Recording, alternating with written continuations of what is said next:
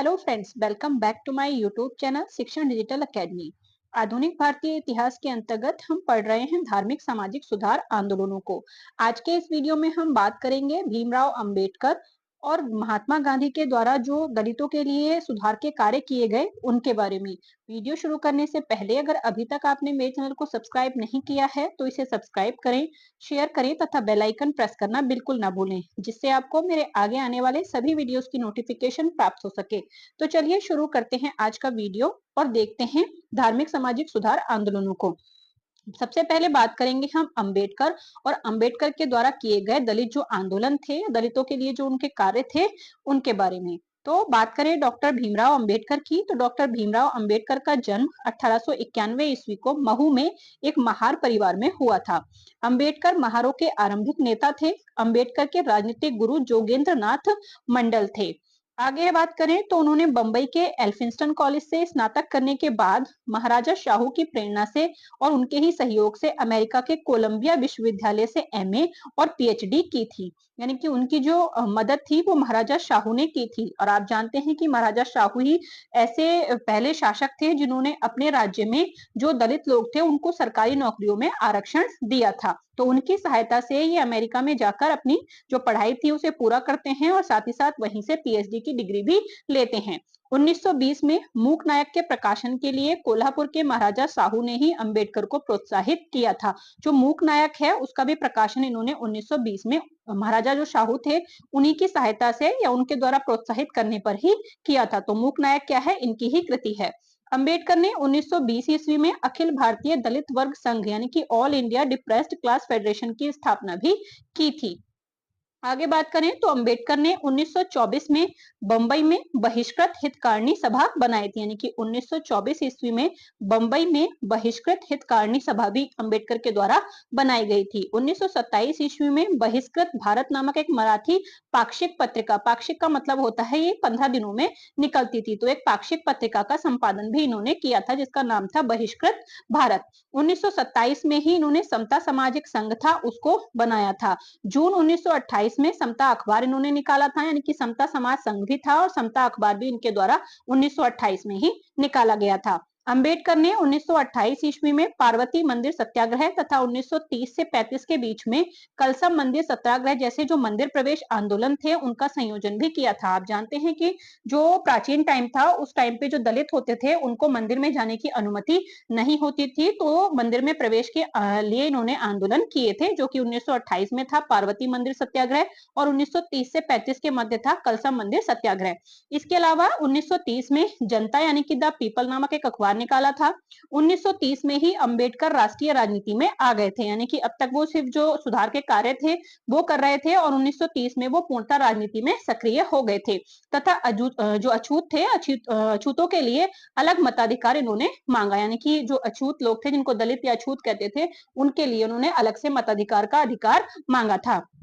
जो भीमराव अंबेडकर थे उनके अनुसार दलित के उत्थान के लिए राजनीतिक जो शक्ति है वो आवश्यक है। यानी कि जब तक उनके पास राजनीतिक शक्ति नहीं होगी, कहने का मतलब कि जब तक उनके पास मत देने का अधिकार नहीं होगा, अपनी जो बात है उसको रखने का अधिकार नहीं होगा, यानी कि राजनीतिक शक्ति नहीं होगी, तब तक जो दलित हैं उनका उत्थान नहीं हो सकता। तो इसलिए उन्होंने इस चीज की मांग करी कि उनको भी क्या है राजनीति में मतलब महत्व दिया जाए और उनको भी वोटिंग का अधिकार मिलना चाहिए। अंबेडकर को लंदन में हुए जो तीनों गोलमेज सम्मेलन थे जिसमें कांग्रेस द्वितीय गोलमेज सम्मेलन में कांग्रेस की तरफ से महात्मा गांधी ने भी भाग लिया था, तो अंग्रेजों ने भारत के साथ बातचीत करने के लिए जो गोलमेज सम्मेलन बुलाए थे तो तीनों ही गोलमेज सम्मेलनों में जो कि 1930 से लेकर 1932 के मध्य हुए थे उसमें अछूतों के प्रतिनिधि के तौर पर अंबेडकर को वहां पर बुलाया गया था। यानी कि अंबेडकर ऐसे नेता थे जो तीनों ही गोलमेज सम्मेलन में भाग लिए थे।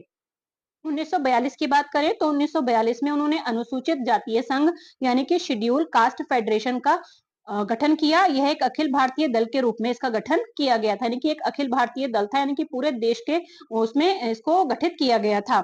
1956 ईस्वी में प्रबुद्ध भारत नामक एक अखबार निकाला, यानी कि प्रबुद्ध भारत भी इनकी ही रचना है। प्रबुद्ध भारत जो है वो अंबेडकर का आखिरी अखबार था, यानी कि इसके बाद फिर उन्होंने प्रकाशन बंद कर दिया था, यानी कि अब तक जो किए थे वो चल रहे थे, आगे कोई नया अखबार इन्होंने नहीं निकाला था, यानी कि ये उनका आखिरी अखबार था।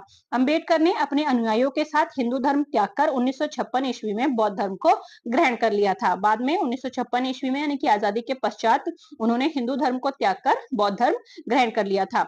मजदूरों के हितों की रक्षा करने के लिए अंबेडकर ने स्वतंत्र श्रमिक पार्टी यानी कि इंडिपेंडेंट लेबर पार्टी का गठन भी किया था। ये एग्जाम में काफी प्रश्न आता है कि स्वतंत्र जो श्रमिक पार्टी थी या मजदूर पार्टी थी उसका गठन किसने किया था, तो वो अंबेडकर ने ही किया था। इसमें क्या किया था, इसमें अछूतों में सामाजिक समानता के प्रचार के लिए सामाजिक समता संघ भी इसके द्वारा स्थापित किया गया था, यानी ये जो पार्टी थी इसके द्वारा ये जो एक संघ था उसकी भी स्थापना की गई थी।